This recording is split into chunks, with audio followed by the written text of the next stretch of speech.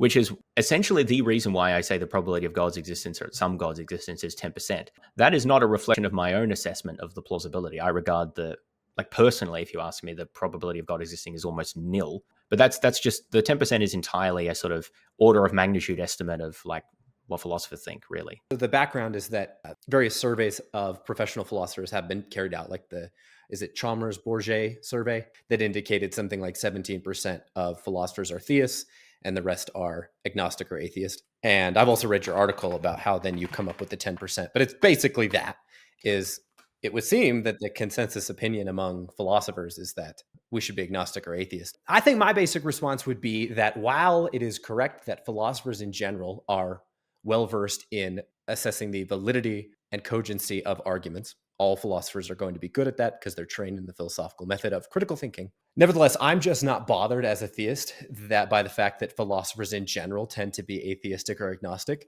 because I find that outside the field of philosophy of religion, philosophers' acquaintance with theistic arguments or atheistic arguments is very little, and they tend to have very unsophisticated views on these arguments, or their acquaintance with these arguments is very unsophisticated, and they have no profound knowledge of the relevant issues. That's not indicting philosophers specifically for not understanding philosophy of religion.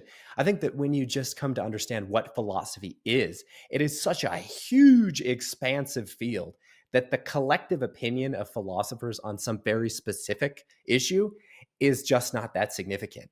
I mean, for instance, the opinion of a philosopher of law or of an ethicist or of a logician or of a philosopher of mathematics about the fine-tuning argument, for example, that's just not by itself very significant at all to me, because they just don't have a profound knowledge of the relevant literature. Now, that isn't to say then, okay, well, then let's zoom in on what philosophers of religion think.